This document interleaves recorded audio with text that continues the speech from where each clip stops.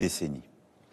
Sur notre agriculture, notre recherche, notre industrie, sur toutes nos politiques publiques, nous ne pouvons pas avoir les mêmes débats que naguère. C'est pourquoi j'ai demandé au Premier ministre et à son gouvernement, et j'invite toutes les forces politiques, économiques et syndicales du pays à leur côté, à faire des propositions à l'aune de ce nouveau contexte. Les solutions de demain ne pourront être les habitudes d'hier. Mes chers compatriotes, face à ces défis et ces changements irréversibles, il ne faut céder à aucun excès. Ni l'excès des va-t-en-guerre, ni l'excès des défaitistes. La France ne suivra qu'un cap, celui de la volonté pour la paix et la liberté, fidèle en cela à son histoire et à ses principes. Oui, c'est ce en quoi nous croyons pour notre sécurité, mais c'est ce en quoi nous croyons aussi pour défendre la démocratie, une certaine idée de la vérité, une certaine idée d'une recherche libre, du respect dans nos sociétés, une certaine idée de la liberté d'expression qui n'est pas le retour des discours de haine, au fond une certaine idée de l'humanisme. C'est cela ce que nous portons et qui se joue. Notre Europe possède la force économique, la puissance et les talents pour être à la hauteur de cette époque. Et que nous nous comparions aux États-Unis d'Amérique et a fortiori à la Russie, nous en avons les moyens. Nous devons donc agir en étant unis en Européens et déterminés à nous protéger. C'est pourquoi la patrie a besoin de vous, de votre engagement. Les décisions politiques, les équipements militaires, les budgets sont une chose, mais ils ne remplaceront jamais la force d'âme d'une nation. Notre génération ne touchera plus les dividendes de la paix. Il ne tient qu'à nous que nos enfants récoltent demain les dividendes de nos engagements. Alors nous ferons face, ensemble. Vive la République, vive la France.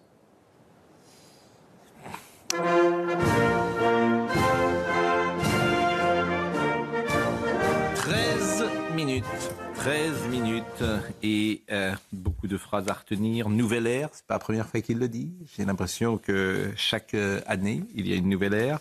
L'ordre mondial bouleversé, notre allié a changé. La menace russe, bien sûr. Qui peut croire que la Russie s'arrêtera à l'Ukraine? C'est une phrase clé, peut-être, qui justifie ce qu'a voulu dire ce soir Emmanuel Macron. Qui peut croire que la Russie s'arrêtera à l'Ukraine? Parce que c'est une manière peut-être d'agiter une peur. Est-ce qu'elle est réelle, cette peur? Ou est-ce qu'elle est, disons, potentiellement inquiétante? On ne peut plus croire la Russie sur parole, a-t-il dit. Il faut renforcer notre armée, bien sûr. L'innocence est finie. Des phrases que j'avais également parfois entendues. On va faire un tour de table, peut-être en commençant par Élodie Huchard, puisque vous êtes journaliste politique, CNews. Qu'est-ce que vous retenez de cette intervention? Alors, l'Élysée nous avait expliqué que le président voulait poser un cadre et répondre à l'inquiétude des Français sans faire d'annonce. Pour le coup, c'est effectivement ce à quoi on a assisté. C'est-à-dire que vous venez de citer un certain nombre de phrases. La nouvelle ère, le monde est en guerre, etc. Agiter la menace. En revanche, sur les solutions, il y a plusieurs choses qui sont évoquées quand il dit qu'il faut que les forces politiques, notamment, réfléchissent à des pistes. On ne sait pas forcément de quoi il est censé être question. Et puis, on voit Emmanuel Macron qui, finalement, dresse un contexte, mais qui n'est pas maître non plus. Il parle beaucoup de répondre en européen, certes, mais on verra demain à Bruxelles, justement, si une réponse en européen est possible ou pas, parce que le président de la République... C'est son discours, il n'est pas seul, ni face aux États-Unis, ni face à la Russie, évidemment. Sur la forme, peut-être on peut faire un ou deux commentaires. Il y avait une sorte de gravité lorsque il avait pris la parole. Il y avait une volonté de du cadre aussi. Oui, là. il y avait une gravité lorsqu'il avait pris la parole sur le Covid, où il avait dit 6 fois le mot « c'est la guerre ». Ce soir, c'était beaucoup plus fluide et presque le débit était plus rapide. Par exemple, il n'y avait pas cette gravité, il n'y avait pas ce ton martial qui, disons-le, parfois peut un peu agacer les uns et les autres. Il m'a semblé que c'était plus, je suis d'accord, mais plus agréable à écouter de ce point de vue-là. Oui, je partage. Il n'y avait pas une dramatisation du moment, me semble-t-il. Même si je pense qu'il y avait quand même beaucoup de solennité, dans le propos et dans le fond. Et je ne peux pas m'empêcher de dire que c'est quand même un discours de rupture. Peut-être qu'ici, vous ne serez pas d'accord avec moi. Je trouve qu'il y a dans la façon dont il aborde la Russie, la façon dont il parle des prétentions territoriales de la Russie, quand il a montré ce graphe là sur le réarmement de la Russie, si vous voulez, il y a quand même un message qui est donné. Il y a un message de dire, désormais, nous ne pouvons plus, il a parlé des dividendes de la paix, c'est la rupture. C'est la rupture avec l'époque de Francis Fukuyama qui disait c'est la fin de l'histoire. C'est la rupture avec le lieu commun qui consistait à dire que l'Europe c'était la paix, qu'il n'y aurait plus jamais de guerre, etc. Il y a quand même, c'est pas le Emmanuel Macron du début qui aurait prononcé ce discours-là. Si vous me permettez, la charge la plus violente est sur la Russie. Oui, c'est-à-dire manipule les élections. Je répète, assassine des opposants. Bon, ça c'est cyberattaques. Et on ne peut pas les croire sur parole. Voilà, c'est-à-dire que leur parole n'a. Ça nous met quand même dans un rapport avec la Russie qui est quand même très particulier, si vous me permettez. Ouais, pardon. Mais justement, moi, en fait, il est vrai, les élections roumaines. Vous êtes sûr qu'il y a ingérence d'ingérer sur les élections de pays étrangers, c'est quand même avéré. Non, la Russie mène vraiment ce qu'on appelle je ne sais plus quel est le mot pour parler de cette guerre qui est à la fois numérique, les opposants. Oui, hybride, merci. Voilà. En tout cas, les mots ça, sont c'est rudes. réel. Mais moi, je suis frappée par le fait, je pense que Emmanuel Macron a raison de dire qu'on doit se réarmer. Mais je regrette qu'il ne le connecte qu'à la situation ukrainienne. Vous avez tous lu François Fillon cette semaine, qui a évidemment raison de dire que nous avons plusieurs menaces potentielles. Je pense qu'il aurait dû être moins affirmatif sur la Russie, c'est-à-dire dire nous ne pouvons pas faire confiance, c'est vrai, et nous devons, puisque l'objet c'est de nous convaincre qu'il faut se réarmer. Moi là-dessus, je suis absolument d'accord. On ne peut pas dépendre en permanence des États-Unis. Sans augmenter des impôts. Oui, alors sans augmenter les impôts. Non mais la vérité, c'est qu'il aurait dû on nous va dire. faire des économies. On n'a jamais fait dans aucun domaine depuis. Oui, le président aurait dû nous dire si vous voulez être indépendant, si vous voulez être souverain, il n'y a pas de grande nation sans indépendance et sans souveraineté. Il va falloir travailler plus et accepter peut-être que les prestations sociales soient un peu moins généreuse, mais évidemment il ne le dit pas, donc il s'arrête au milieu du guet en vrai. C'est assez important. C'est assez important ce que vous dites, parce que ce qu'Emmanuel Macron essaye de dire, c'est il y a une situation qui est dramatique, mais par ailleurs votre vie ne va pas changer. Et si réellement la situation est dramatique, normalement notre vie doit changer. Et moi c'est ça qui me gêne un peu, c'est aussi j'ai l'impression que le principe de réalité du président, quand il parle, il y a quelques éléments dans les solutions, moi, qui m'ont un peu heurté. Quand il parle de l'alliance franco-britannique, en réalité, on l'a vu cette semaine, les Britanniques, pourquoi ils ont fait machine arrière? Simplement parce qu'ils sont ultra dépendants des Américains. Et donc, quand on parle d'alliance franco-britannique, les Britanniques ne vont pas nous suivre comme un seul homme, puisqu'ils sont obligés de prendre la décision à Washington, notamment sur les questions de défense. En fait, sur le nucléaire, ça, c'est une légende urbaine. Ah bah non, je vous assure. Il n'y a pas de double commande. Ah non, mais... Et ensuite, quand il dit l'Europe de la défense est une réalité, mais c'est complètement faux. Mais oui. Il n'y a pas d'Europe de la défense. Et d'une certaine manière, tant mieux. Et c'est-à-dire que ce qu'il faudrait, c'est une alliance de plusieurs nations qui réinjectent des dépenses d'armement. Non, mais qui ensuite s'allient. Il y a une question clé, et moi, peut-être est-ce la phrase que je trouve la plus importante de ce qu'il a dit, parce qu'elle sous-tend tout son discours et son engagement. Et cette question, il faut y répondre. Cette question, c'est qui peut croire que la Russie s'arrêtera à l'Ukraine? Moi, ça me paraît la question essentielle. Parce que certains disent que Poutine n'a pas d'autre ambition d'aller plus loin que l'Ukraine, et d'autres, au contraire, disent le contraire. Donc, moi, je ne peux pas apporter la réponse à cette question. Mais évidemment, de cette le renseignement question... militaire occidental a documenté, ça pour le coup c'est factuel, le fait que la Russie pourrait s'intéresser à d'autres pays, les pays baltes. La Moldavie, par exemple. Ils veulent des Biélorussie, ils veulent des Biélorussie à leur frontière. Mais encore une fois, voilà, c'est sur la base du renseignement. Il y a plein de choses qu'on a décelées sur des intentions potentielles de la Russie qui ne se sont jamais démontrées par la suite. Et l'inverse est aussi vrai. C'est-à-dire qu'il y a des choses qu'on n'a pas vues et qui se sont justifiées. Qui surinvestit dans sa défense comme la Russie, avec des dépenses incroyables en armée, c'est pas pour faire joli ou pour servir le thé. Et puis si tu veux la paix, prépare la guerre, même si tu ne crois pas que Poutine va faire cela. Il faut faire comme si. Bon, dans les choses qu'il faut retenir, et je vais donner la parole à Gilles William, est-ce qu'il a accrédité l'idée de troupes françaises présentes en Ukraine? Élodie Huchard. Est-ce que c'est aussi clair que ce que je crois avoir deviné? C'est pas aussi clair. C'est-à-dire qu'il explique qu'il faut continuer le soutien à l'armée ukrainienne tant qu'on est encore en temps de guerre, et que quand on arrivera, si on arrive à un temps de paix, il faudra peut-être qu'il y ait des forces européennes qui soient sur place pour assurer la paix. Et il annonce qu'il verra la semaine prochaine les chefs d'état-major des pays qui voudraient s'engager. Il a dit une fois la paix signée. Il a dit le mot. C'est bien de préciser, puisqu'on décrypte en direct, et évidemment, et que c'est bien que vous apportiez cette précision. Je vous vois silencieux, Gilles-William Goldnadel. Discipliné. Mais Il attend son tour. non, mais C'est vrai que c'est une nouvelle ère. Sur ce plateau. très sincèrement et très sérieusement, je vous envie. Ah, Je vous assure, je vous envie d'attacher encore quelques crédits. Non, mais pardon. La question, c'est qui parle? Parce que c'est je le ne président crois de la pas. République. Pardon de vous. Oui, non, mais attendez, vous êtes gentil. Je ne veux pas offenser le chef de l'État, mais j'ai quand même une expérience certaine de la vanité de ses propos. Qui parle? Je ne crois pas beaucoup en la parole de la Russie, mais je ne crois pas davantage en la parole de M. Macron. Vous mettez au même plan la parole Monsieur- des Russes et la parole du président de la République. Au niveau du crédit. Pardon. Généralement, Vladimir Poutine, Non, quand mais il dit quelque chose, il le fait. Si je peux continuer. Malheureusement. Nous avons affaire à la fois à un président caméléon et un président matamor.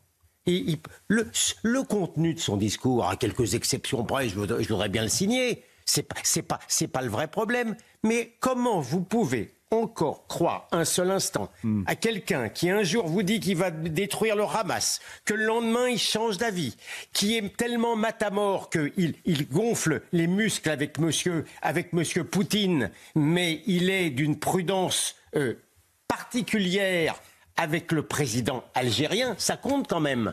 Qu'il compte sur une Europe, il chante l'hymne européen, une Europe, Élodie l'a dit, totalement divisée, on le verra demain, et une Europe qui est incapable de défendre ses propres frontières. Mais là, il a parlé de la Gilles France, William, il n'a là, pas vous- parlé que de l'Europe. Il a dit qu'il fallait réindustrialiser Pardon, le je pays, ne qu'il crois- fallait réinvestir. William, là, Emmanuel Macron projette son intention. Voilà. Là, c'est une intention qu'il affiche et qu'il va défendre Non, mais demain je au sais pas Conseil sur européen. l'intention qu'il Mais a, attendez, pas sur là où l'acte. vous avez raison sur une chose, c'est que Madame Meloni, on attendra de voir la position qu'elle défend. Monsieur Orban, que défend-il? Et puis sur les questions, et là je vous rejoins peut-être sur une chose, c'est sur la question de l'achat de matériel de défense. Moi, je demande à voir demain, est-ce que les ça, pays c'est les autres européens pays. achèteront des Rafales ou continueront Ça, c'est l'affaire des d'acheter Allemands. des F-35 américains? Et là, c'est l'heure de vérité. Ça, c'est l'affaire des Allemands, c'est changer pas les d'avis demain matin à 9h. William, il est chef des armées.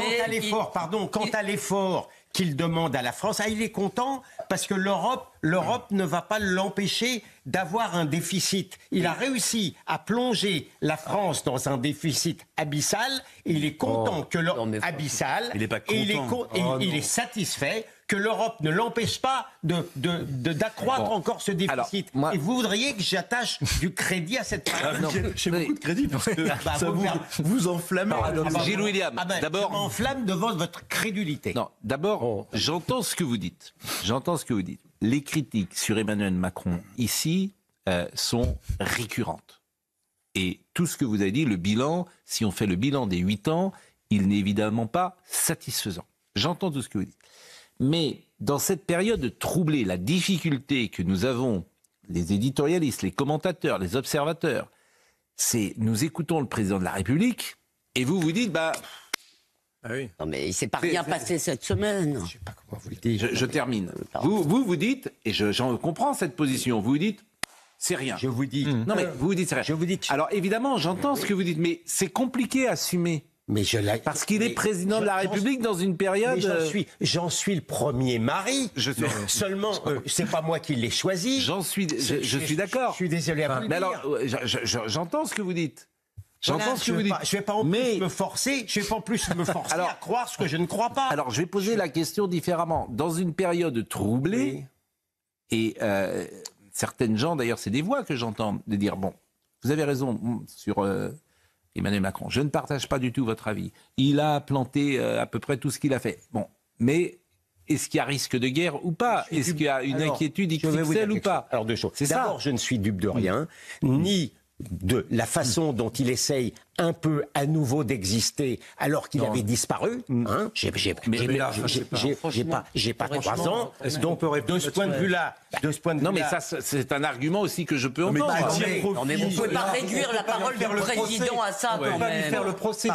D'abord, il a augmenté les dépenses militaires. Il n'a pas rien par fait. ailleurs, Une des Pas rares- tous en même temps, s'il vous Pardon. plaît. Bah, on essaie. Eh oui, mais pas tous en même temps. D'accord. Disciplinez-vous. Comme William. J'y peux rien. Je vous assure que c'est pas une posture que j'ai. C'est pas une posture que j'ai. Bon, la parole. Est-ce qu'on répond? Rien. D'accord. Bon, d'accord. Alors vous ne croyez en rien. Bon, rien. Bon. Est-ce qu'on peut croire Emmanuel Macron? Donc, mais voilà. il est président, ses décisions et ses paroles ont de toute façon des conséquences. Enfin, vous avez l'air de Sauf penser qu'il en change du matin jusqu'au soir. Mais est-ce qu'on peut discuter de ce qu'il a dit en gros qu'on devait se réarmer? Est-ce qu'on a le droit sur de l'Ukraine, par exemple, est-ce que vous trouvez qu'il a changé de position depuis 3 ans? Mais non. Non, il dit la même chose depuis 3 ans. Sauf que je me permets de dire que, quand même, pour ne pas trembler de peur par rapport à la situation actuelle, la Russie a du mal à vaincre la petite Ukraine. Non, mais je suis d'accord avec vous. C'est quand même pas fort. Voilà. Alors là, on arrive. Renfort d'armes de l'OTAN et de financement américain. Non, mais pardonnez-moi. La vraie question, je vais me répéter, je trouve que c'est la vraie question. C'est qui peut croire que la Russie s'arrêtera à l'Ukraine? Est-ce que il y a dramatisation du danger russe pour faire passer autre chose? Et là, je peux rejoindre. Je peux rejoindre. Je pense pas. C'est-à-dire que attention à pas nous faire passer autre chose, ou une Europe fédéraliste, ou il n'a pas été question d'Europe fédéraliste. Il est je ne dis pas ça, mais. Écoutez, je les connais, vous voyez ce que je veux dire. Mais attendez, je suis défiant sur la parole de Mais qu'est-ce qu'ils Macron. essaieraient de faire passer? Pardon. Non, c'est intéressant. Qu'est-ce qu'ils essaieraient de faire passer, Pascal? Ce serait pour faire passer quoi? Ah ben alors, je vais vous dire, il y a 2-3 choses auxquelles je pense. Quand on parle de la Russie, on ne parle pas des OQTF, on ne parle pas de la sécurité, on ne parle pas de l'immigration. Première chose. Deuxième chose, je suis convaincu qu'Emmanuel Macron, il a une seule hantise. Une seule. Faire entrer Marine Le Pen à l'Élysée. C'est quelque chose qui l'empêche de dormir. Et puis le passage sur les libertés à la fin. Je peux terminer. Oui, allez-y, je vous en prie. Bon. Et je pourrais répondre, si William me laisse. Je pense qu'Emmanuel Macron, il a cette hantise absolue. Donc à partir du moment où c'est polarisé sur un autre sujet, à partir du moment où... là, il n'y aura pas d'émeute dans les banlieues. Vous voyez ce que je veux dire? Oui. On peut faire l'union sacrée. Le président, il sait que si ça se passe mal pendant 2 ans dans les banlieues, etc., Marine Le Pen en bénéficiera. Je pense que c'est très important pour lui. C'est une interprétation. Je n'ai pas de preuves à ce que je dis. Mais je pense que pour lui, imaginer recevoir Marine Le Pen, c'est planter le dernier clou du cercueil sur un double quinquennat complètement raté. Alors, voilà vous avez raison sur le dernier point, mais alors à ce moment-là... Donc je peux y voir un intérêt. Vu qu'il fait tout pour la faire arriver à l'Élysée, excusez-moi, il n'est pas très rationnel. Je voudrais vous répondre sur la Russie. Si vous voulez, en réalité, personne ne sait. Il y a des signes qui laissent penser que la Russie aimerait bien être entourée de Biélorussie, en gros d'États croupions qui sont à sa botte. Il y a beaucoup de signes pour, mais on n'en a pas la preuve. Mais je ne vois pas en quoi on a besoin d'avoir une preuve. Il me semble que toute l'affaire des relations internationales, c'est de se préparer. De toute façon, ce qu'on décide aujourd'hui, c'est pour les guerres de dans 5 ans. Vous comprenez bien que les usines ne vont pas sortir en une semaine. Donc, on doit se préparer à une Russie éventuellement menaçante. Mais si elle ne l'est pas, on sera quand même souverain et indépendant. Bon. Mais deux choses à dire. D'abord, quel message veut-il passer? Il t'a pas étonné qu'à la fin de son allocution, il a trouvé le moyen de dire que les libertés étaient en danger. À cause de Trump et compagnie, les libertés sont en danger. Une certaine idée des libertés d'expression. Dans une France où il vient de fermer C8. Dans une France où on vient de fermer C8, j'ai quand même. Pardon. Oui, je suis d'accord. J'ai quand même. Non, mais un peu. Et d'autre part, c'est aussi un moyen commode de parler de ça. De ne pas parler du sujet qui fâche sur l'Algérie. Hein. Non, mais... Ah ça, il n'y a pas de... Mais on en reparlera demain. Il y a quand même une petite urgence sur ce qui se passe à Washington en ce moment et à Moscou. Quoi. Mais on peut parler des deux. Non, mais est-ce que je peux répondre là-dessus? Bon, Paul Melun, vous répondez. Vous avez plusieurs choses. Sur la question de l'insécurité, etc., je crois que Bruno Retailleau a montré qu'il y avait aussi une fermeté, qu'il y avait aussi une parole de la France, notamment vis-à-vis de l'Algérie. Pour ce qui est de la Russie, là, il est pleinement dans son rôle. Il est chef des armées. On est dans une quasi-cohabitation avec François Bayrou, qui est Premier ministre. Il est dans son rôle. Il devrait y avoir, et je m'étonne, Gilles William, que vous ne soyez pas dans l'idée d'union nationale autour de ce discours. Parce que ce discours-là, il est fédérateur. On est tous d'accord, on le dit tous depuis des années. Il faut réarmer la France, il faut nous réindustrialiser. Il parle des usines en province, disant ça va créer de l'emploi, on va créer aussi, ça va être bon pour notre économie. Et il faut se défendre parce que d'autres pays, d'autres puissances impériales n'ont aucun problème avec l'idée d'envahir d'autres pays. Et que ça, c'est un précédent. Regardez ce qui s'est passé en Géorgie, regardez ce qui s'est passé en Crimée.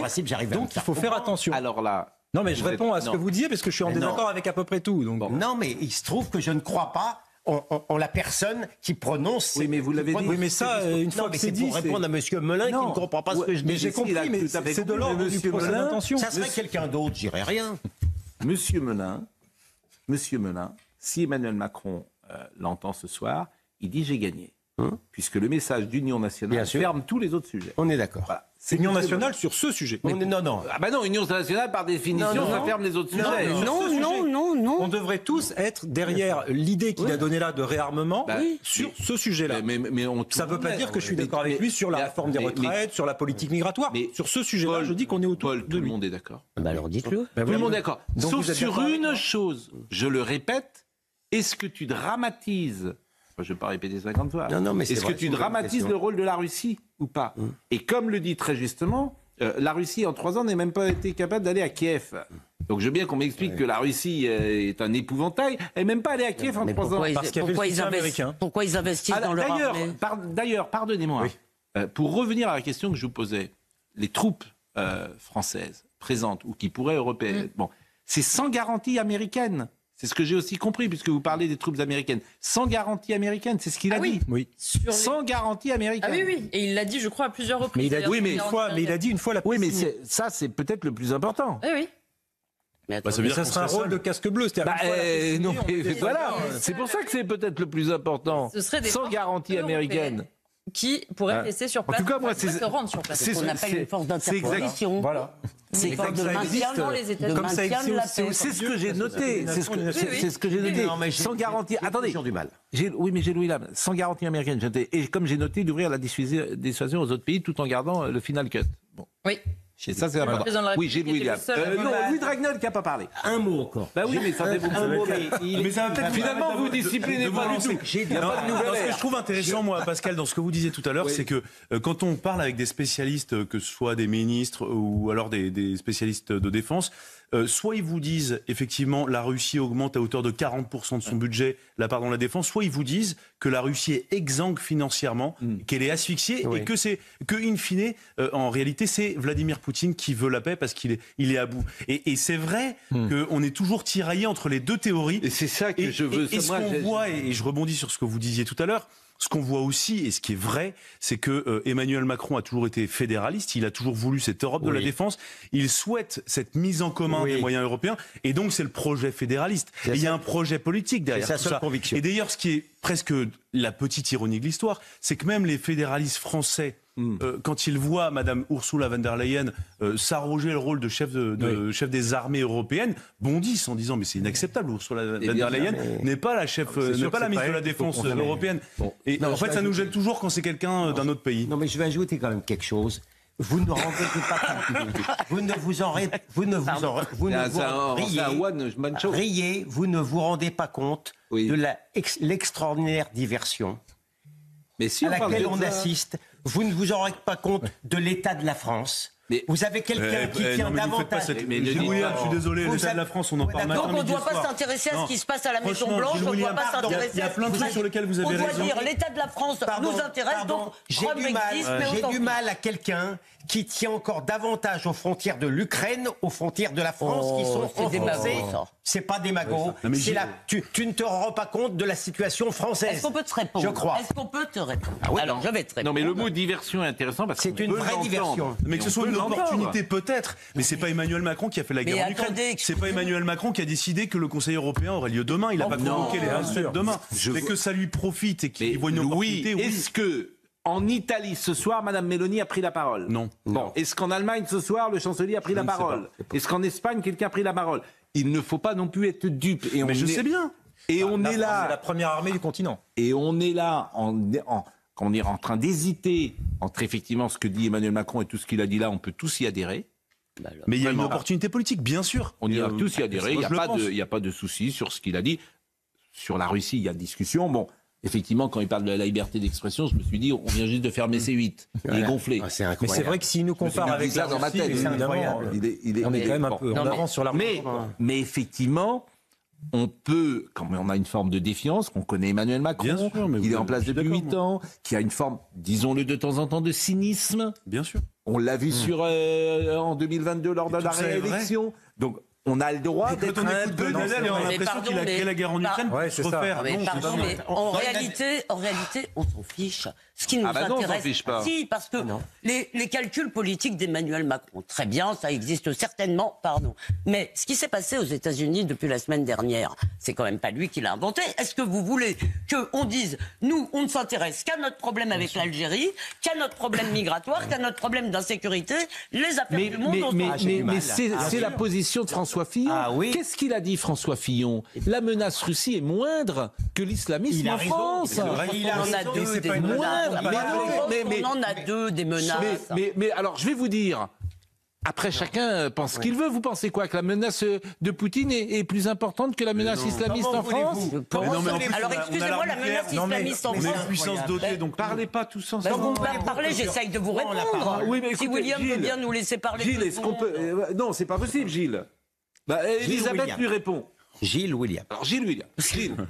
William Gilles. Non, la nouvelle ère aura duré 10 secondes. Non, Répondez. je suis absolument convaincu que notre menace, c'est à la fois l'islamisme interne et les pays islamistes qui peuvent effectivement envoyer des attentats et plus si affinité. Donc ça existe. Mais est-ce qu'on est obligé de négliger la menace stratégique? D'ailleurs, ça ne veut pas dire qu'ils vont nous faire la guerre. Ça veut dire qu'on doit inquiéter aussi la Russie. On doit être respecté par la Russie, c'est tout. Et les deux peuvent même être liés. Regardez ce qui s'est passé dans la bande sahélo-saharienne. Les Russes, avec Wagner, avec Poutine, ont utilisé les ennemis de la France pour nous nuire, pour nuire à nos intérêts, comme ils le font avec leurs cyberattaques, comme ils le font quand ils déstabilisent nos démocraties. Donc il ne faut pas non plus être les ravis de la crèche et prendre Poutine pour un ange. Il est dangereux et il y a effectivement une volonté de déstabiliser l'Europe de l'Ouest. Après que l'islam politique soit une menace terrible et imminente, je suis d'accord, évidemment. Personne ne contesterait ça. Oui, mais pardon de ne pas croire en la parole de quelqu'un qui, en même temps, Vous dites toujours la même m'embête, chose. mais je vais le dire, dans quelqu'un qui montre les muscles contre M. Poutine et qui est capable de dire qu'il faut surtout pas embêter M. Tebboune parce qu'on a peur que la diaspora algérienne casse la baraque. Oui. Je suis désolé, je suis incapable de croire dans une parole aussi Je vais friable. vous dire quelque chose. C'est ça. Je vais mon vous dire problème. quelque chose, et là, on est forcément dans le commentaire. Bon. Ouais.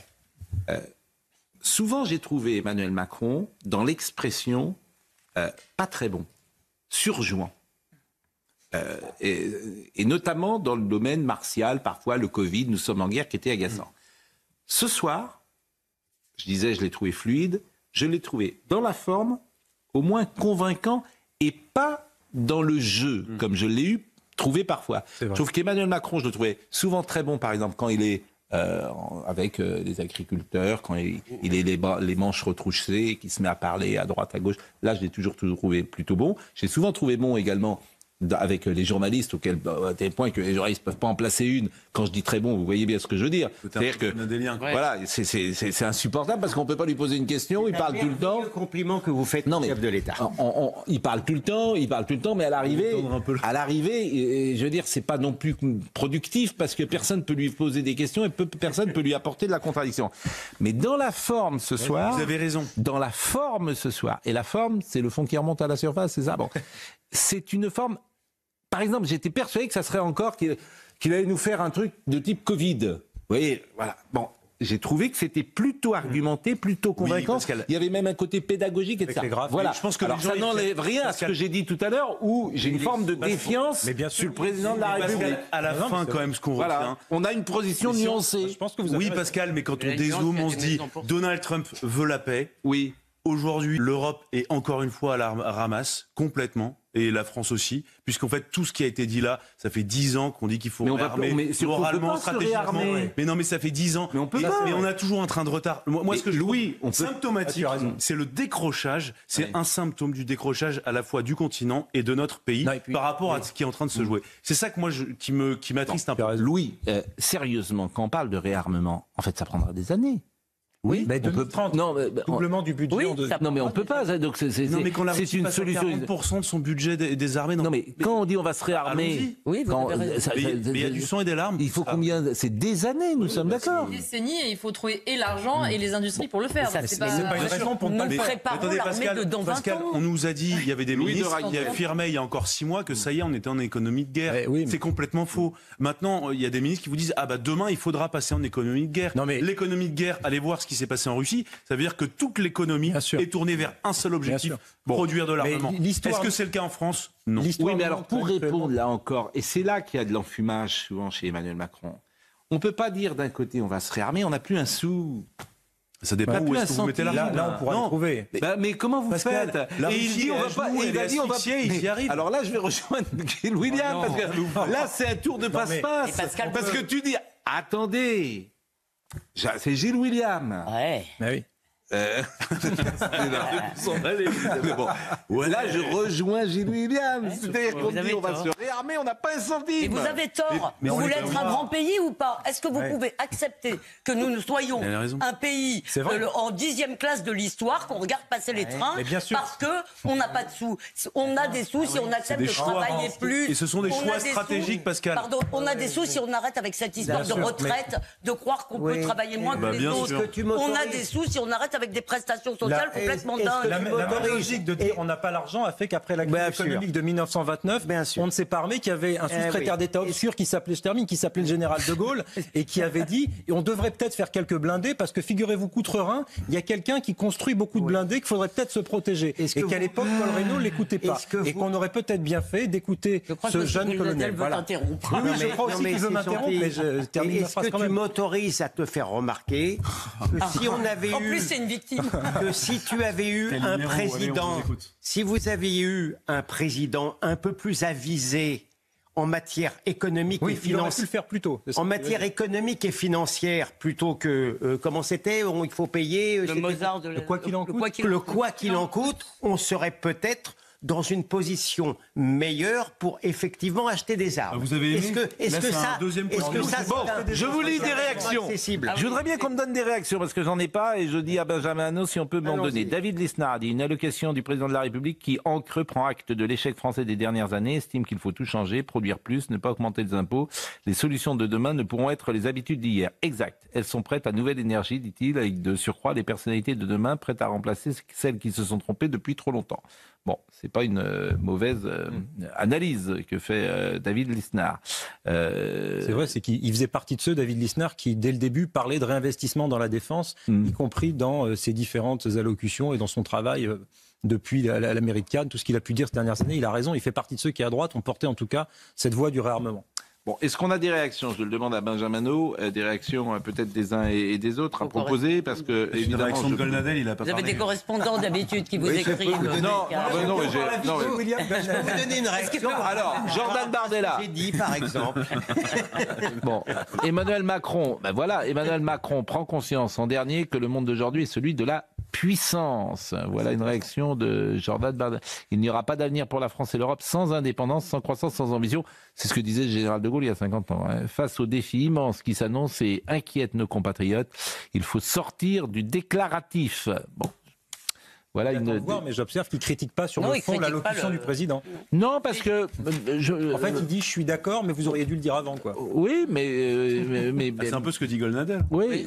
Il n'a pas dit je suis Non, d'accord. non. On n'a pas entendu dire ça. Bon, quand même. Golnadel est dans un anti-macronisme devenu primaire, secondaire et tertiaire, c'est-à-dire qu'il n'y croit plus, donc il ne l'entend plus, il pense que c'est un magicien, un funambule, et que sa parole ne vaut rien. Le magicien, Qui transforme l'or en plomb. Bon, comment Voilà, il transforme l'or en blanc. Voilà. C'est de la Oui. magie noire. Voilà. Mais c'est assez bien résumé. Bon, donc bon, bah, très bien. Écoutez, bon, il y a quelqu'un alors qui effectivement, il y a le président, je vois, de BIP France, qui a dit qu'il faut que l'argent des retraités serve à faire des canons. Donc il va se faire. L'épargne ou l'argent des retraités Non, l'argent des retraités. le vent du boulot. Donc il va. Je pense que Je suis pas sûr que là, ça je pense soit qu'il va se faire. populaire. Je sais pas qui c'est. BPI France. Bref. Non mais après, Pascal, Oui. la synthèse de ces échanges, Faites la synthèse. Mais non, mais c'est que personne veut sacrifier, renoncer à quoi que ce soit. Oui. Et Emmanuel Macron essaie de nous conforter dans cette idée. Si réellement l'heure était grave, bien on renonce à tout. Zelensky, quand il est envahi en Ukraine, eh bien, il met en place le service militaire obligatoire. Il y a un certain nombre de choses qui sont mises en place. On n'en est pas là. Là, on se dit, bon, bah alors, je vais demander aux partenaires sociaux de nous faire des propositions. Alors, les propositions, ça va être les mêmes qu'avant. Faisons une convention citoyenne sur la paix aussi, tant qu'on y est. Non, mais vous voyez ce que je veux dire? Non, mais économiquement, il faut pas prendre ça que au plan des dépenses, il faut aussi prendre ça au plan des recettes. Parce que du coup, les entreprises comme Safran, comme Thales, comme Dassault, elles vont aussi se nourrir, a priori, de ce réarmement et elles vont aussi créer de l'emploi. Donc ça veut dire qu'il faut travailler. Je pense, il faut des gens pour Laurent travailler. Jacobelli, sans surprise aucune, Emmanuel Macron joue sur les peurs et se sert de la guerre en Ukraine pour accélérer son agenda fédéraliste et pousse le cynisme jusqu'à se servir de cette tragédie pour excuser les futures casses sociales et déficits abyssaux.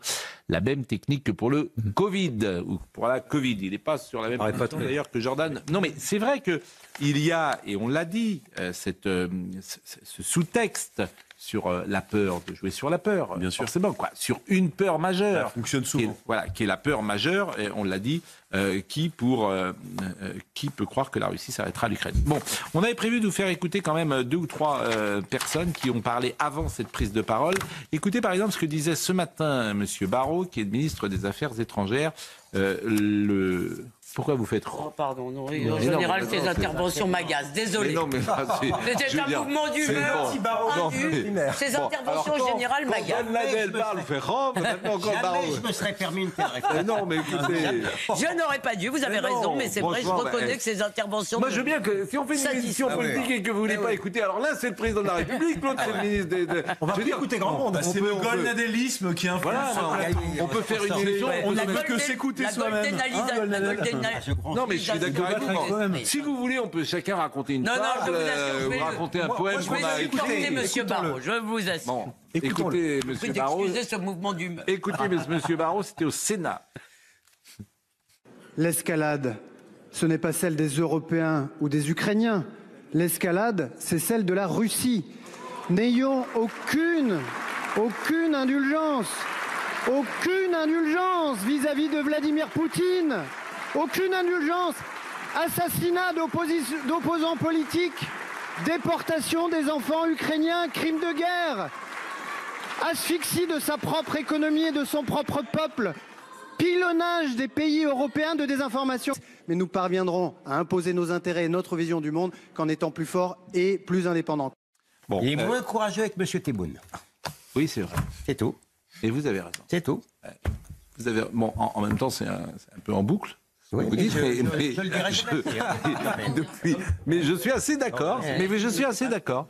Jean-Luc Mélenchon, oui, Macron dit vrai, c'est un changement d'époque, mais ceux qui nous ont mis dans l'impasse et ont idéalisé les USA ne doivent plus être suivis. Priorité absolue, la sécurité de nos propres frontières sur les 5 continents, sécurité écologique, militaire et des besoins sociaux de la population à bas la guerre. Pour une fois, je suis presque d'accord avec lui. Oui, c'est assez intéressant d'ailleurs les réactions. Ouais, c'est assez les réactions des uns des autres. Bon, écoutez Monsieur Copé, qui est toujours intéressant. Écoutez son analyse, et il était ce matin sur Europe 1. Nous avons fait, appelons ça maintenant une erreur historique, qui était d'accepter le parapluie américain. Et je le dis d'autant plus pour les autres pays européens que pour nous, parce que on a gardé ça du gaullisme, cette idée de dire, nous on garde quand même une puissance nucléaire, on garde une indépendance sur un certain nombre de sujets. Mais pour autant, et vous le voyez bien, nous avons une triple dépendance aujourd'hui, une dépendance énergétique avec la Russie, une dépendance économique avec la Chine et une dépendance militaire avec les États-Unis. Donc tout est à reconstruire. Bon, ce qui est vrai pour notre génération, c'est qu'on a été élevé dans une mythologie pro-américaine. C'est ça qui nous fait presque un peu de chagrin. Pourquoi ? Parce que l'Amérique nous faisait rêver. Un des premiers voyages lointains qu'on a fait quand on avait 18-20 ans, c'était de vouloir aller à New York. La culture américaine, elle est présente en permanence dans nos vies. Et la mythologie, c'était évidemment les GI dans le 18e, dans Paris, qui dansaient avec les Françaises et qui venaient... c'est notre mythologie. Vous n'avez pas... Non. Dans ma génération, c'est ça. Je pense que nous avons passé beaucoup d'années à la fois à critiquer les États-Unis, souvent, notamment sur l'ère Trump 1, tout en se disant, c'est très façon, récent. on les critique, c'est pas grave, de toute manière, ils nous couvrent. Le meilleur exemple, Ils nous couvrent. Non, mais Ça invalide pas ce qu'a dit Pascal. ce que je veux vous dire, c'est que 50 ans ou 60 ans. les gens qui ont 60 ans comme moi, et Jean-François Copé est de la même génération, ils ont vu le jour le plus long quand ils avaient 15 ans et quand ils avaient 12 ans. Ils ont grandi avec ça. Et c'est très important, ils ont grandi avec Kennedy. L'image de Kennedy, parce qu'il était mort en 63. Ils ont grandi avec Reagan. Donc, c'est bien sûr que l'Amérique, ce n'est pas rien dans notre imaginaire. Ça continue. Et je ne vous parle pas d'Hollywood, je ne vous parle pas des bon. Donc, En fait, on a une réaction totalement immature par rapport aux on n'a pas le même rapport avec la Russie. Il y a pas de On n'a pas de contact. Mais les Russes ne nous ont pas... Enfin, je suis désolé.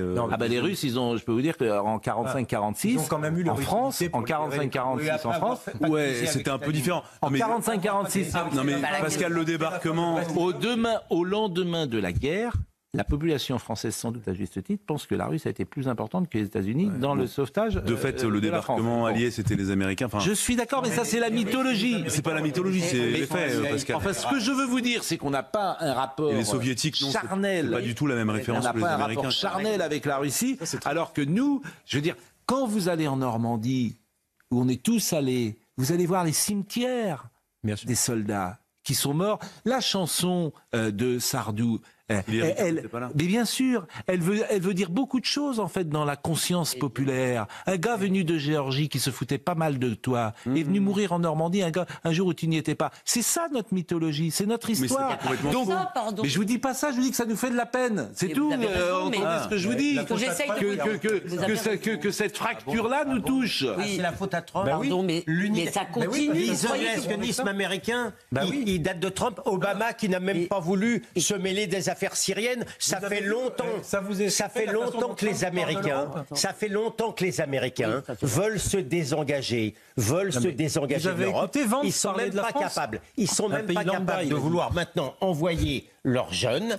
Déjà, c'était difficile au Vietnam. Ils ne partiront pas, les jeunes Américains, se battre ailleurs. Mais parce que je l'ai dit hier. Mais il y a quand même un palier qui est passé avec le Trumpisme là-dessus. Je l'ai dit hier, je vais le redire. Il y avait un excellent papier de Pierre Manant, hier dans le Figaro, qui racontait que la jeune génération américaine, elle ne sait même pas où est l'Europe. Donc aller faire venir un gosse de Philadelphie en Europe pour se battre, ils n'en ont rien à faire.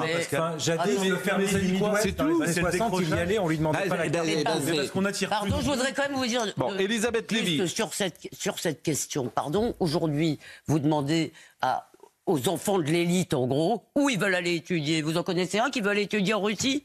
Non. Ils veulent le rêve américain, comme disait, je crois que c'est Renaud Girard que j'ai entendu dire ça. Il continue malgré tout. C'est vrai qu'aujourd'hui, ça continue à faire rêver à titre individuel. Mais bien sûr, en revanche, effectivement, il n'y a aucune raison. raison. La peine de penser que les Américains ne sont plus nos alliés. Mais ils sont encore dans l'OTAN. Mais quelle est la raison pour laquelle ils viendraient mourir en Europe si nous sommes là en train de dire nous ne voulons pas mettre des soldats d'interposition? Pour quelle raison les GI viendraient, eux, le faire? C'est quand même notre... Parce qu'un allié, c'est pas forcément un sauveteur. Non mais faut aussi avoir une relation mesurée. C'est pas non plus quelqu'un qui augmente les taxes de 25% comme il le fait à son pire ennemi. Aujourd'hui, Trump, pendant sa campagne présidentielle, a parlé de l'Europe comme il parlait de la Chine. Ça devrait quand même nous interpeller. Non mais ça devrait quand même nous interpeller. Il dit qu'il faut déclarer une guerre économique à la Chine. Il parle du Canada en disant 25%. Il traite Trudeau de gouverneur. Et là, vous avez Vance qui dit qu'on est un pays banal. Bon, la phrase sur les dividendes de la paix, vous voulez la réécouter? Écoutons le président Macron. Notre Europe possède la force économique, la puissance et les talents pour être à la hauteur de cette époque.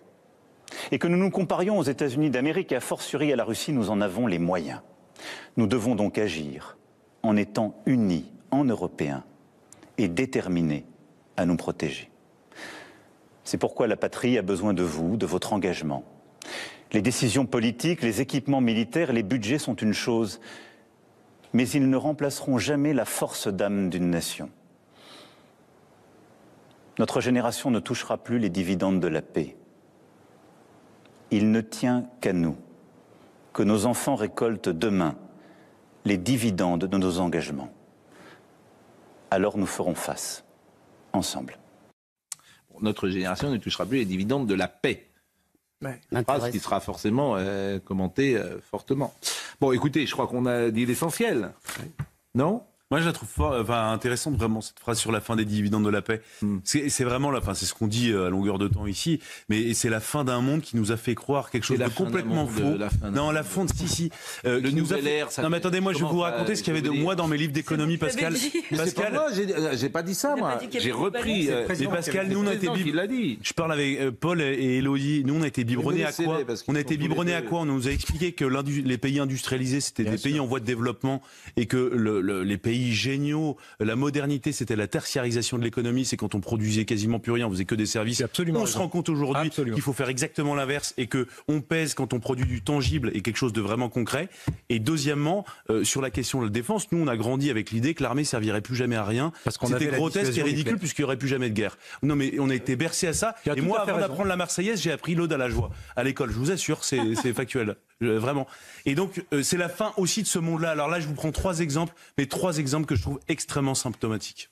Tu as tout à fait raison. Et on fascisait ceux qui disaient ce discours-là il y a quelques années. Ce que vous venez de dire. Je sais pas si... Non, mais c'est vrai. J'ai pas fait ça pour vous faire plaisir. Non, mais la fin des dividendes de la paix, c'est la fin de cette espèce de crédulité, justement, de naïveté, avec un monde où on se disait par principe, tout sera génial, c'est le monde béni, oui, où l'argent réglera tous les problèmes. La fin de l'histoire, c'était la fin de l'histoire. Exactement. Francis Fukuyama. Mais ce qui était une bêtise depuis le début. Pensez qu'en 91, à la chute du bloc soviétique, il n'y aurait plus jamais de guerre parce qu'il y avait la mondialisation heureuse. C'était une bêtise sans nom. Bien sûr. Et pourtant, on a mis du temps à réaliser. Vous voyez, de 91 à 2025, il nous aura fallu un peu plus de 30 ans pour comprendre que c'était n'importe quoi et que Huntington, par exemple, avec son choc des civilisations, n'avait pas dit que n'importe quoi, qu'il restait des nations impérialistes, qu'il y avait un grand réveil des empires avec la Chine, le jour où la Chine s'éveillera, comme dirait l'autre, avec la Russie, avec des pays émergents comme les BRICS. Et ça, c'est une prise de conscience qui est salutaire. C'est pour ça que je m'étonne qu'on soit pas tous à dire que ce discours, il était de ce point de vue-là valable. Je sais pas comment le dire. Ne le dites pas, puisqu'on l'a compris. Ne le dites pas, ne remettez pas une pièce. Non, mais je suis désolé. La patrie a besoin de votre engagement. Oui. Pardon de ne pas considérer mon président comme le plus grand des patriotes. Il ne croit pas à la culture française. Il pense que la France a commis des crimes contre l'humanité en Algérie. Je ne marche pas. Je ne marche pas. Je suis désolé. Il y avait un sondage Europe 1 CNews, JDD, les jeunes Français, ils ne veulent pas du tout aller en Ukraine se faire... Si vous demandez aux jeunes Français d'aller en Ukraine, voilà, faut-il envoyer des troupes militaires françaises en Ukraine ? Il y a 65% des gens qui disent non, bien évidemment. Il y a une ambiguïté, quand on leur pose la question. Oui, parce qu'ils pensent que c'est pour aller se battre, en fait. C'est pas pour aller faire du... Non, c'est pour faire de l'interposition. Mais alors là, on m'aurait posé cette question-là, on peut devenir comme au Liban, on se bat au Liban. Oui, mais alors là, le contexte est un peu différent. Non, mais si on se fait tirer dessus en interposition... On n'a rien fait. Est-ce qu'on peut écouter François Hollande ? Ça n'a pas empêché le Hezbollah de faire ce qu'il fallait. Ça sert à rien. Est-ce qu'on peut écouter François Hollande qui parlait des États-Unis et les alliés, point d'interrogation ? Parce que ça, c'est un changement. Voilà. On n'imagine pas, je le répète, que les États-Unis ne soient plus nos alliés dans notre imaginaire, dans notre construction culturelle, intellectuelle et même sentimentale. C'est impossible de l'imaginer. Écoutons François Hollande.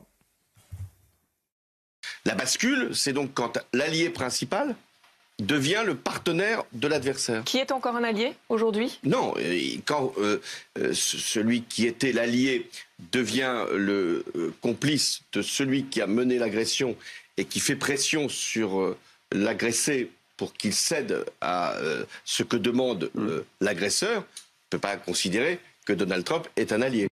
Oui, alors bon... Vous voyez, même lui est gêné et trouve une articulation intellectuelle qui n'est pas fluide, pour le coup, et peut-être pas la plus convaincante. C'est fou, non, mais, et puis l'Élysée a tendance à dire, justement, l'entourage d'Emmanuel Macron, qu'il faut peut-être apprendre à faire sans les États-Unis, mais que les États-Unis restent des alliés. C'est-à-dire que c'est une posture et vous avez complètement raison. Parce que, mais en fait, ils sont la un peu version officielle de l'Élysée. En fait, je veux dire, tout le monde est un peu ennuyé parce que on ne peut pas dire que Trump est devenu l'allié de Poutine. Non. Voilà. Alors, il ne peut pas le dire comme ça, il voudrait peut-être le dire comme ça. Donc, c'est excessif de dire que c'est l'allié de Poutine. Voilà, ça serait excessif. Mais Pascal, bien évidemment. Non, mais la phrase de l'Élysée, moi, je la trouve assez juste là-dessus. Vraiment, parce que factuellement, est-ce qu'on continue de partager du renseignement avec les Américains ? Oui. Est-ce que quand on va envoyer des groupes aéronavals français au large du Pacifique, en Méditerranée? Est-ce qu'on aura parfois des escorteurs, des patrouilleurs américains? La réponse est oui. Sur tous les sujets stratégiques, est-ce qu'on continuera à travailler avec eux? Évidemment, c'est simplement qu'on a... Je pense qu'il faut qu'on ait une relation beaucoup plus mûre, mature, avec une puissance comme les Américains. Oui. Plus égalitaire. Bien sûr. Et après, on peut comprendre aussi les États-Unis. Les alliés, c'est qui pas en ont un peu assez d'être tout le temps à voler à notre secours. Oui, mais c'est un peu eux qui l'ont voulu. Enfin, de Roosevelt jusqu'à je m'aperçois. Les États-Unis se sont mis dans le rôle du grand frère de l'Europe et ils nous ont pas aussi laissé développer notre propre défense. Ce qui est drôle, c'est que je m'aperçois que la gauche, voire l'extrême gauche, et je lis quelques réactions, a trouvé plutôt bien l'intervention ce soir d'Emmanuel Macron. C'est assez intéressant d'ailleurs. Bien sûr, je vois des éditorialistes qui donnent leur avis, des éditorialistes du PAF, etc. Donc c'est assez significatif. Oui, ça ne m'étonne pas. Mais bien sûr.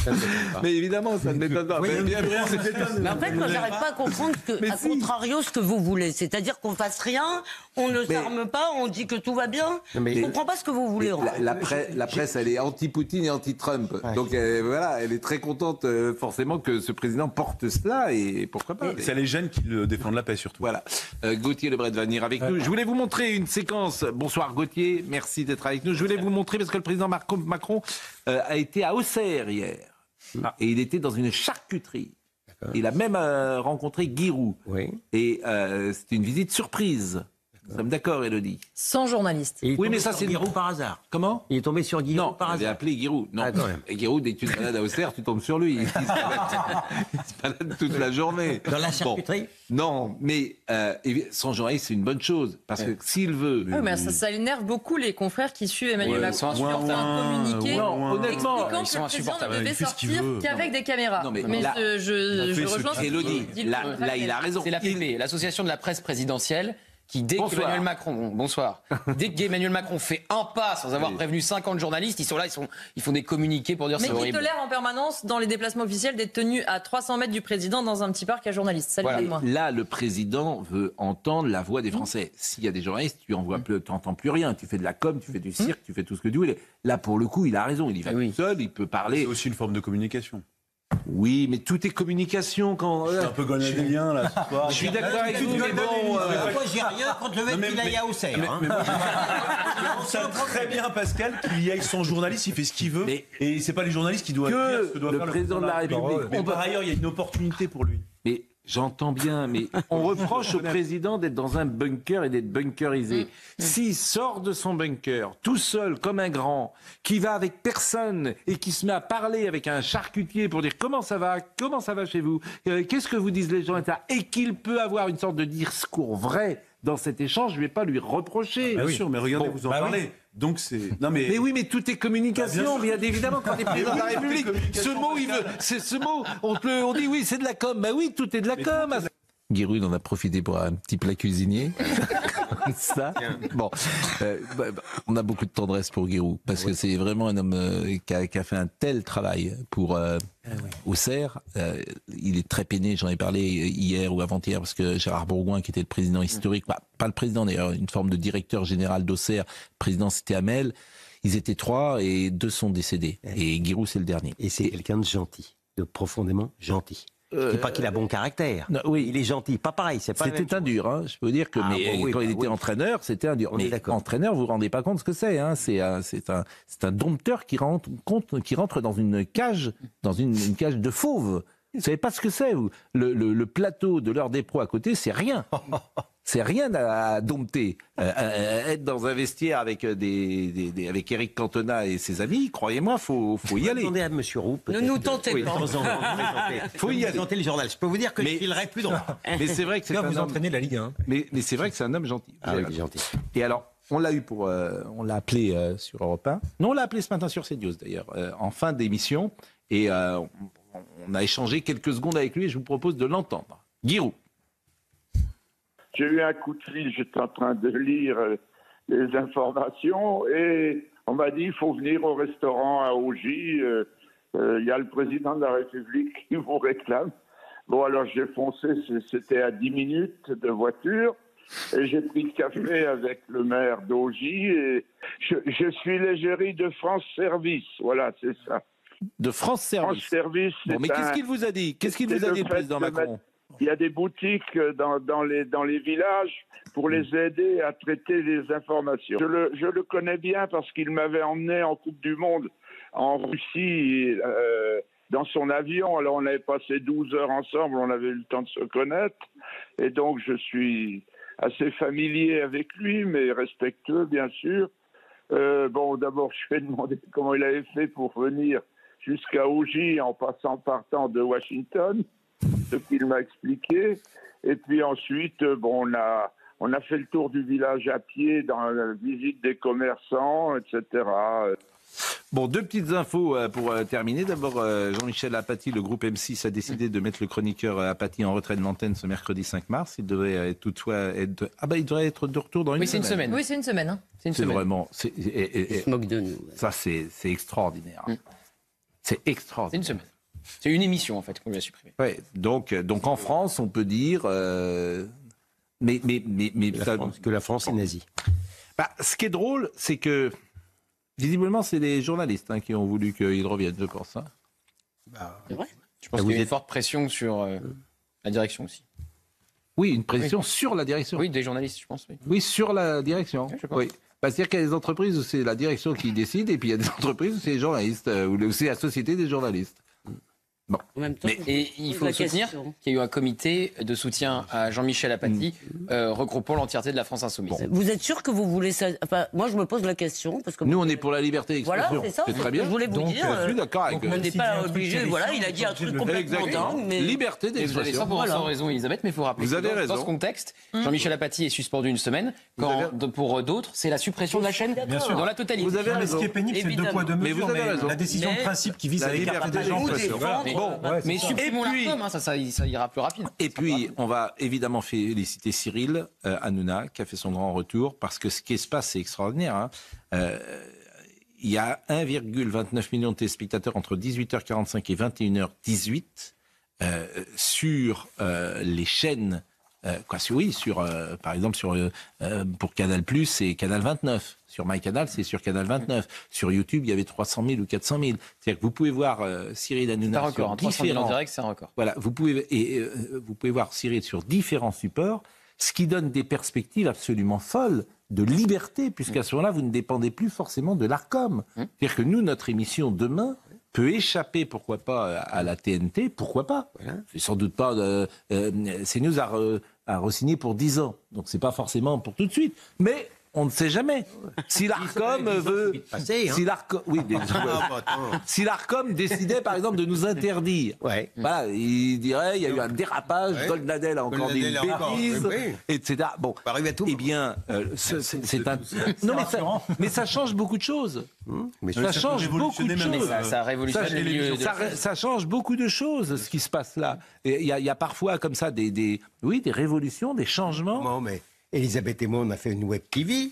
Oui, avec des précurseurs. Oui, enfin, précurseurs. Avec le même succès d'audience. Je crains qu'on n'ait pas eu tout à fait le même succès.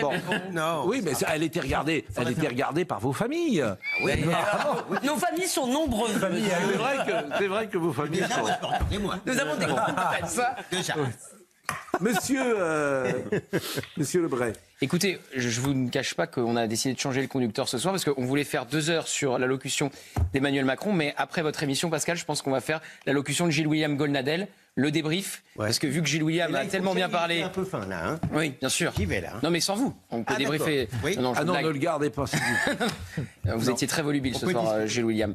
Évidemment, on va revenir en longueur sur le discours d'Emmanuel Macron, un discours qui fait peur ou au contraire... un discours qui prévoit ce que peuvent donner les prochaines décennies avec cette volonté de se réarmer. Les prochaines décennies, elles vous concerneront peut-être plus que d'autres. Et Jean-Luc Lombard... C'est sympa, bonjour le moral. Les prochaines. Donc c'est au moins 3 ou 4. Les prochaines combien? Jean-Luc Lombard était à la réalisation, Hugo Trindade était à la vision, merci à Jean-François Coulard, merci à Benjamin No. Alors Benjamin, il est désolé parce qu'il vient de manquer 11 minutes du Paris Saint-Germain. Depuis le milieu de l'après-midi, il dit encore 3 heures. Encore 2 heures. Vous n'imaginez pas la place qu'a le Paris Saint-Germain pour notre ami Gauthier. Benjamin. C'est sur Canal. Hein. Présenter une émission, vous savez. Enfin, c'est sur Canal. C'est sur Canal. En concurrence, c'est ça que vous voulez dire. PSG Reds. Il y a 0-0 pour le moment, Benjamin. داليا نعيم تفاجئ الجمهور بملامح غريبة وتشبه نفسها بباربي. نشرت المذيعة العراقية داليا نعيم مقطع فيديو قصير عبر حسابها الخاص على تطبيق سناب شات عقب تزيينها بمكياج صاخب. وظهرت داليا نعيم في مقطع فيديو لم يتجاوز 8 ثواني مرتدية فستان أبيض وبجوارها شخص يشبه ملامحها بشخصية باربي الكرتونية، لا سيما بعد خضوعها لعدد كبير من عمليات التجميل. ووجهت انتقادات للمذيعة العراقية بعد نشر الفيديو على صفحات التواصل الاجتماعي المهتمة بنشر أخبار الفن والمشاهير، وتباينت الانتقادات بين السلبية والمسيئة والحادة. وانتقدت التعليقات على فيديو داليا نعيم تبدل ملامحها كل فترة، لا سيما تشبيهها بشخصية باربي الكرتونية. قالت داليا نعيم إنها مهووسة بالعمليات التجميلية، إذ كشفت في أحد اللقاءات التلفزيونية خضوعها لأكثر من 10 عمليات تجميل، وهو ما عرضها لسيل من الانتقادات الشديدة، خاصة وأن ملامحها تبدلت. وتشير المذيعة العراقية إلى أن تكلفة العملية التجميلية التي أجرتها تزيد عن $100,000. وردت داليا نعيم على تعليقات رواد مواقع التواصل الاجتماعي بشأن عمليات التجميل والمكياج قائلة: هل مكياجي أوفر؟ في ناس مرضى نفسيين وبيتعكروا على هذه الأشياء مثل تدمير المكياج، ورغم أنه أقدم حلقات برنامج التلفزيوني بشكل طبيعي، أجد أن الموضوع أثار ضجة.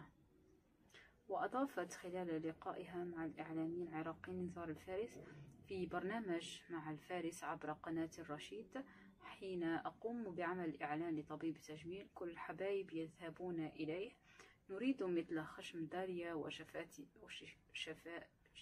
وشفاهها، وأنا مقتنعة بشكلي والأشخاص يغارون مني ويتمنون أن يكونوا مثلي، وهذا ليس غرورا.